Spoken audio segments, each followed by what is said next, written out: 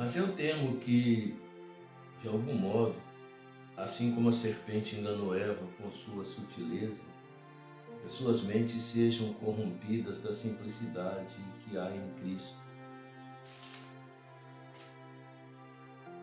Porque se alguém for pregar outro Jesus que não temos pregado, ou se recebeis outro Espírito que não recebeste, ou outro Evangelho que não aceitastes, vós o podeis suportar. Esse é um texto que nós encontramos nas cartas de Paulo, a sua segunda carta aos Coríntios, logo no início do capítulo 11, versículo 3 e 4. Eu estava orando esta manhã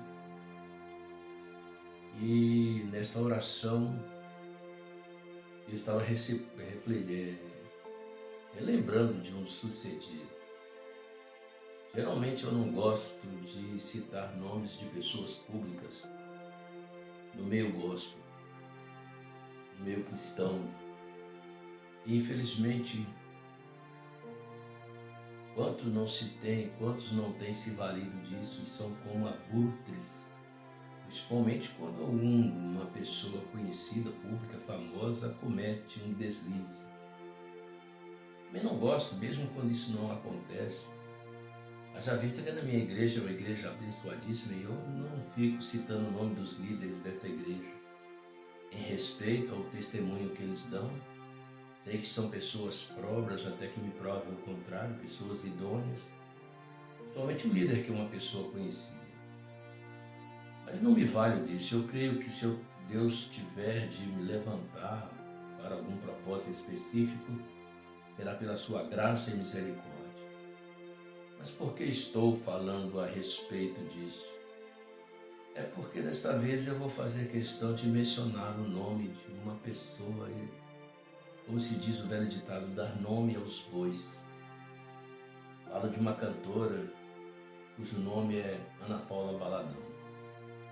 E que veio à baila foi um vídeo que ela gravou, questionando, sendo veemente contra certos propósitos, certos preceitos, certos engodos, melhor dizendo, que nós temos vivenciado sobre uma igreja tão perdida, sobre pessoas que estão deturpando o Evangelho. Ela usou alguns termos que, se eu tentar relembrar aqui, eu ficarei meio perdido, porque hoje usa-se tantos métodos, e a questão é essa. Ela falou até mesmo sobre neurolinguísticas e, enfim, a grande realidade é que toda ação repercute em uma reação. E não era para ser diferente em relação a ela. E o incrível, por que eu resolvi citar o nome desta mulher, ainda que eu seja uma pessoa anônima, Mas o propósito meu foi porque eu uma vez estive na casa dela, há muitos anos, há décadas atrás. Ela era bem nova, bem mais nova. E de repente eu vi a simplicidade daquela família. Eu trabalhava como montador e eu mais o meu colega fomos lá para fazer uma montagem. Foi só essa vez que eu encontrei, que eu estive na casa dela aqui na Pampulha, na cidade de Belo Horizonte. A grande realidade é que já naquela época ela demonstrava uma simplicidade muito grande. E de repente, passou-se algum tempo, ela se explodiu com um grupo diante do trono, onde atraía, arrebanhava após si milhares e milhares de pessoas. E o que eu acho maravilhoso nessa questão é que mesmo ela tendo tanto sucesso, ela não se corrompeu. Ela continuou uma pessoa idônea, uma pessoa proba. E dessa vez ela foi muito enfática no sentido de defender o Evangelho.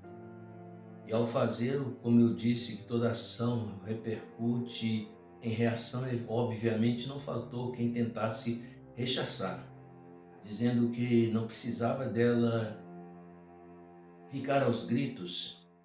Houve até quem chamasse ela de uma louca ou energúmena ou algo desse gênero. Pelo menos foi isso que deu a entender. Então eu me lembrei de um homem chamado João Batista. Se ela agia como uma louca, Eu prefiro ser um louco à beira do Rio Jordão, como era a silhueta de João Batista, ou seja, eu prefiro a loucura de João Batista do que a hipocrisia dos fariseus. Falo isso porque um determinado pregador muito importante, muito polido, questionou e a colocou como se ela fosse uma louca. Mas eu prefiro a loucura de Ana Paula Valadão, pregando a verdade, do que a hipocrisia desse determinado célebre pregador, pendendo para a hipocrisia. E por que falo isso? Porque nesse texto nós vemos a luta de Paulo.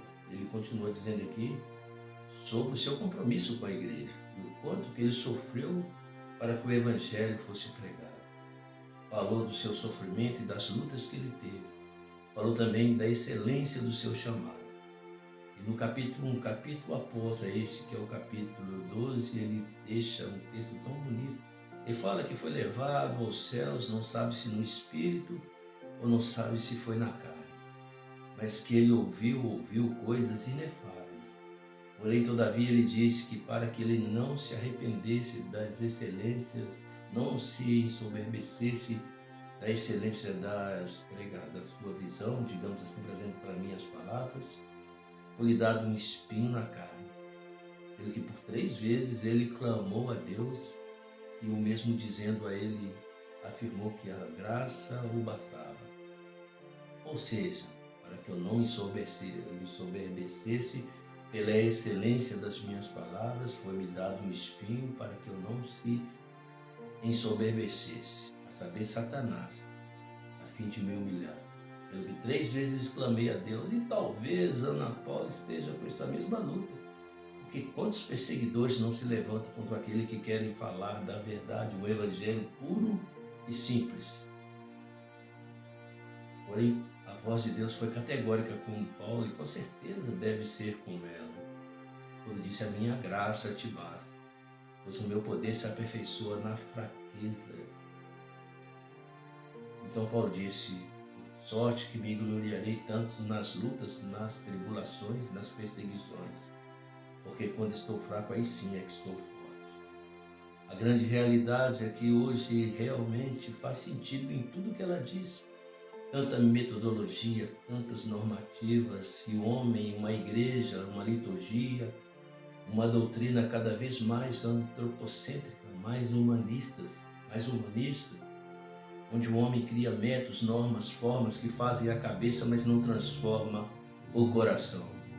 E isso é tão angustiante. Ainda outro dia, foi ontem, melhor dizendo, eu falei sobre a excelência da teofania de Deus. Oh, que saudade quando Deus usava homens com tudo que eles tinham, era um coração cheio de amor e temor, o reconhecimento da grandeza de Deus, sem tantas metodologias. Ainda ontem, quando eu estava no centro da cidade, subindo uma rua, de repente eu deparei com uma loja, com uma ornamentação, era uma loja até grande, na Rua Espírito Santo aqui de Belo Horizonte. Logo depois, numa subida, e essa loja cheia de flores, só que eram flores artesanais, ou seja, eram flores de plástico. Não havia perfume. Havia sim beleza, algumas delas pareciam reais. Assim é o evangelho que nós temos pregado. Ou seja, existem muitos líderes vendendo flores de plásticos, que tem beleza, mas não tem vida, que não prolifera porque não tem vida. Que Deus abençoe e que levante outras mulheres malucas como Ana Paula Valadão, que teve tudo para viver uma vida de sucesso, uma vida riquíssima, uma vida de influência, mas abre mão de tudo para ser apenas uma serva do Senhor. Se ela excedeu no seu grito, como diz aquele polido pregador, eu concluo dizendo, eu prefiro uma Ana Paula Valadão que grita como louco as verdades de Cristo Jesus, do que aquele Hipólito hipócrita defendendo a sua hipocrisia. Eu prefiro voltar-me para João Batista às margens do rio Jordão, gritando para aqueles hipócritas que eles se arrependessem, raça de víboras, como foi o caso dos fariseus e os saduceus, do que os próprios fariseus com seus filactérios, com suas silhuetas muito sublimes, que não passavam de sepulcros caiados, bonitos por fora, mas podres por dentro. Que Deus abençoe a Ana Paula Valadão, ainda que eu seja uma pessoa anônima. Fique aqui o meu testemunho glorificando a Deus pela vida dela.